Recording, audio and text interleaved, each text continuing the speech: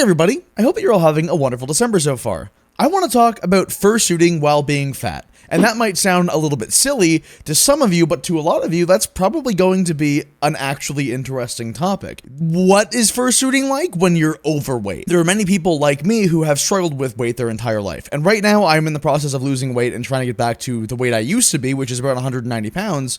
But recently, I clocked my highest weight ever, and I'm down around 10 pounds from there. And that was 308 pounds, being 5'11". And that's not great, but it's also not morbidly obese. It's just regular obese, which still isn't great. It makes it sound better than it is, but I'm trying to lose that weight so that I can have a longer and healthier life, and so that fursuiting will be more comfortable. And the reason why I say that is that one of the biggest things with fursuiting in general is that fursuiting is not that comfortable. It doesn't really matter what your weight is. Fursuits are just inherently pretty uncomfortable. You can sacrifice the look of your fursuit to an extent to get a more comfortable suit, but no matter what, they are going to be hot and there are going to be limitations in mobility. One of the most prominent is being able to bend over and having extreme motion for your arms. In my fursuit, in my rivulet fursuit, it's really difficult for me to raise my arms all the way above my head without it feeling like a seam is going to pop underneath them. And that's not super common, but one of the more common ones is, like I was saying, bending over. And these things get a lot worse if you are an oversized fursuiter. The process of getting a fursuit is pretty much the same regardless of your weight. If you're doing a full suit, you're going to have to create a duct tape dummy. And I've done a duct tape dummy while I was 190 pounds, and I've done one while I was 280 pounds. And I can tell you that the duct tape dummy process is pretty much identical. It was equally uncomfortable both times, and having that extra weight did not make it more difficult to measure myself. The biggest difference that I've noticed in being a lot heavier since the COVID-19 pandemic is that anytime that I'm getting into a fursuit, it's just harder to get into it. And that is mostly just the result of my body and not of the maker itself.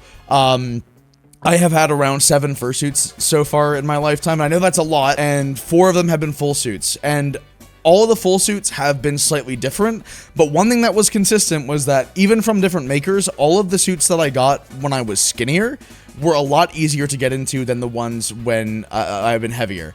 And the biggest reason for that is that when I'm trying to get the suit around my gut is the main thing, it's really difficult to pull this basically unelastic mass of faux fur over that and then get it onto my shoulders in a way that's very comfortable and consistent. It's extremely important to make sure that if you have a full suit, and if it's a digitigrade suit as opposed to a plantigrade suit, that you are pulling up the suit with your body when you are trying to get it into your shoulders.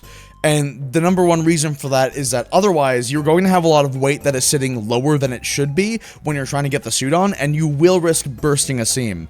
The zipper in my rivulet suit has actually popped at the bottom, and one of the zipper beads is broken off. And that's not a super big deal because the suit is still completely fine to use and it still zips up, but it's something really important to keep in mind that you are going to be limited by that sometimes.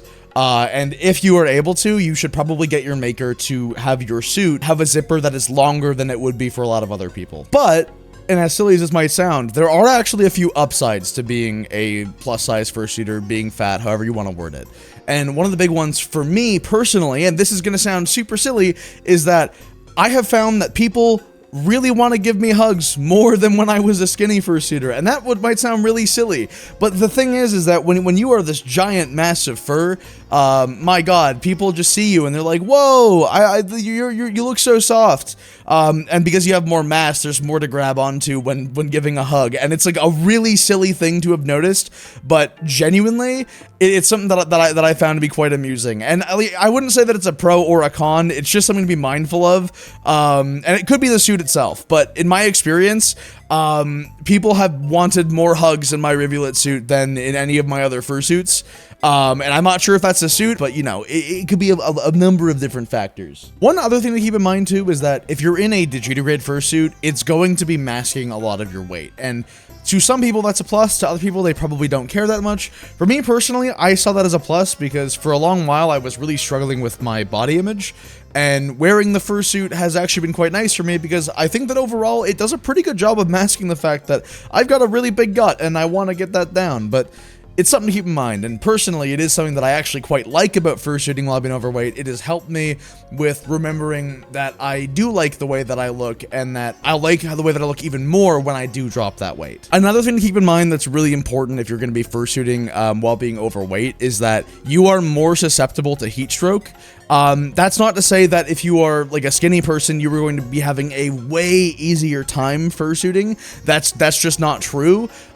You still have to be very cognizant and safe, and it's ideal to have either a cooling pack or fans in your fursuit so you're able to have proper ventilation in the suit, but it very much does vary from person to person, and weight is a significant factor in that. If you are heavier, there's a good chance that you are going to be sweating more. You're going to be getting hotter because there is simply more body mass and more surface area for you to be radiating heat into your suit.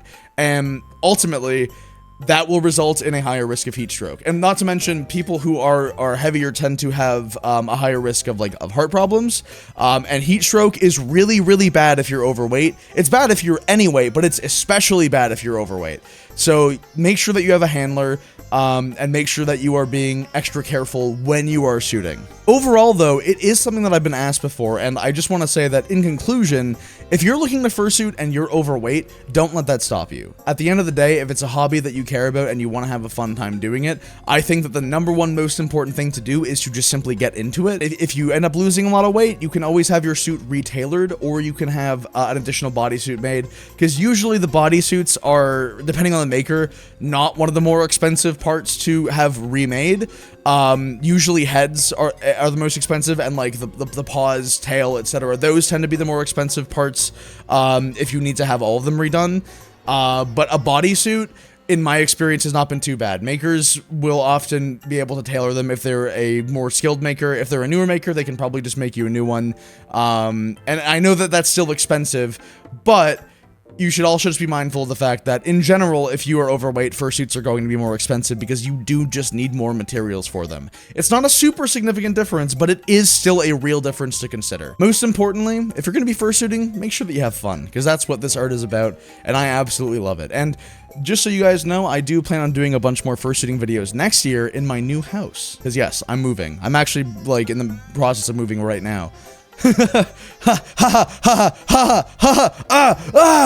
guys, thanks for watching. This video was brought to you by my new merch store. Go to ivycomb.store to pick up some new awesome hoodies like this wonderful Love Yourself hoodie or Love Yourself mug, and we're gonna have some new designs on the way, so be sure to check that out. And if you have any suggestions for future videos or have any questions about furries, fursuiting, or anything like that, feel free to drop them in the comments below, and I might answer one of them in a future video.